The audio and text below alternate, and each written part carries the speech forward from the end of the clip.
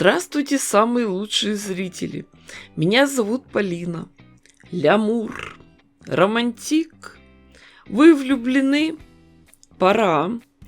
Нарисуем сердечко и сошьем из лоскутков красивущую заготовку, которая может стать прекрасной декоративной подушкой и подарком для любимых. Вы же помните, какую кучу лоскутков и обрезков я спасла от мусорной корзины. Посмотрите на экран, можете поставить на паузу и перерисовать схемы, как можно легко и быстро из 2 квадратов приготовить сразу много заготовок, квадратов, состоящих из 2 треугольников. Это основной элемент, на его основе можно построить самые разные блоки. А сейчас, для начала, просмотрим наши заготовки. Сегодня мне нужен красный цвет. Его комбинации со светлыми тканями и сочетание красного с коричневым. Заготовок я нашила много, и нужные сочетания легко отыскались. Хотя в тот момент, когда я делала эти квадраты, даже и не предполагала, что мне понадобится именно такое. Запас карман не тянет. Лежат эти нашитые квадраты, есть пить не просят, а в случае необходимости можно их достать и очень быстро сшить красивую вещь. Смотрим на нашу шпаргалку, рисунок и начинаем выкладывать узор. Учитываем направление треугольников. Надо, чтобы вершинки, прямые углы, были направлены к центру. Обозначили контур сердечка. А теперь заполняем серединку. А потом переходим к углам. Конечно, повторить именно такую раскладку невозможно, да и не надо. У каждого будет свой неповторимый вариант. Действуйте сами. Нравится, не нравится. Здесь все строго индивидуально.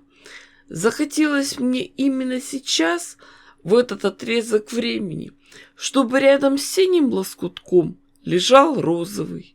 Пусть лежит. Можно оставить раскладку, немного походить, подождать. Вы сходите, пообедаете, у вас настроение улучшится, и вам захочется совсем других цветовых сочетаний. Один из методов психологической помощи – это цветотерапия. Порисовать, поперекладывать цветные тряпочки, просто посмотреть на красивые пейзажи, и наша психика сама знает, как привести в гармонию чувства, мысли и мироощущения. Мы, женщины, любим перебирать красивые милые вещицы, бусики, брошки, заколки, ленты, яркие кусочки ткани. Наверное, поэтому лучший антидепрессант для женщины – это поход в ювелирный магазин. Даже просто зайти, померить красивые украшения, вдохнуть золотую пыль 3-м глазом или заняться лоскутным шитьем. После того, как определились с раскладкой, приступим к сборке полотна. Сшиваем все очень легко и быстро, вертикальными рядами. Сначала первые 2 колонки, потом 3-ю, 4-ю, 5-ю и 6-ю. Раскладку делала на съемной столешнице. Ее легко сдвинуть и освободить место для швейной машинки. И все детали рядом под рукой. Сложим заготовки стопочкой и приступим к работе за швейной машинкой. Длину стежка делаем маленькой. Цвет ниток нейтральный серый. Закрепки делаем обязательно. Не слушайте тех, кто утверждает, что можно обойтись без закрепок.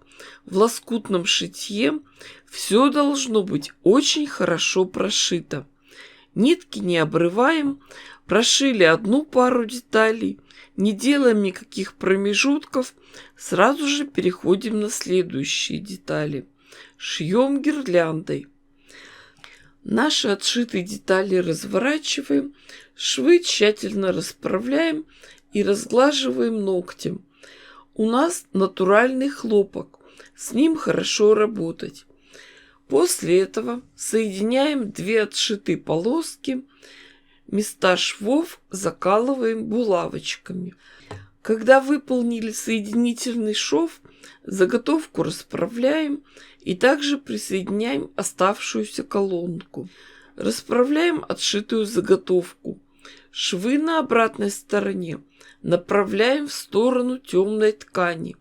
И второе условие: в местах стыков припуски должны быть направлены в разные стороны, чтобы не было толстых швов и соединений. Остается только прошить горизонтальные соединения. А нитки, на которых держатся наши заготовки, не дадут уголочкам никуда убежать. Отшитую заготовку надо тщательно проутюжить, расправить все швы, чтобы ни 1 миллиметр не потерялся. И начинаем готовить сэндвич. Ткань для обратной стороны, синтепон, красивая лоскутная часть. Все тщательно сколем английскими булавками для квилтинга. Они изогнутой формы. Начинаем с середины и двигаемся к краям. Стежку будем делать самую простую, обычной лапкой, прямой строчкой.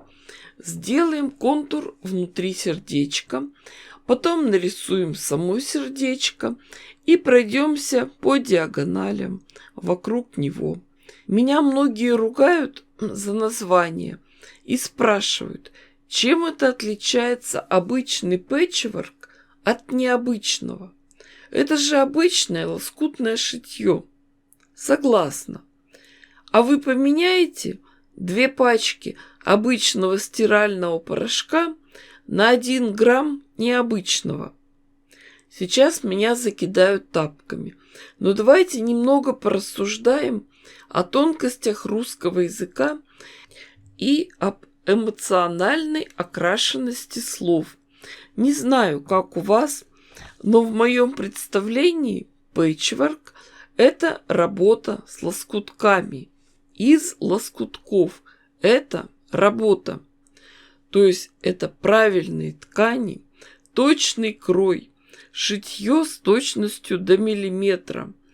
Приемы – это разрезалки. Красиво, эффектно, быстро, но не цепляет, нет души. А лоскутное шитье – это шитье. Это уже искусство. Слово-то какое красивое. Работа – это работа. А шитье – это царицы. В светилках своих сидели в теремах и золотыми нитками шили, расшивали. Конечно, на вкус и цвет товарищей нет. Кто-то любит лаконичность и строгость во всем, а кого-то радуют яркие краски и пестрота. Но в этом-то ведь и заключается вся прелесть жизни, что все мы разные. После того, как блок отшили, надо его подровнять и отрезать все лишнее. Получилась заготовка 50 на 50 сантиметров. Мои внимательные зрители, конечно же, помнят, что этот блок уже 9-й. Мастер-классы на них собраны в плейлисте «Треугольные фантазии». Конечно, соединять их буду в одно полотно через бейки. Этот способ я уже не раз показывала на своем канале. Блоков надо будет еще придумать. А вы подписывайтесь на канал, ставьте классы, пишите комментарии. С вами была Полина. Всем пока-пока и до скорых встреч!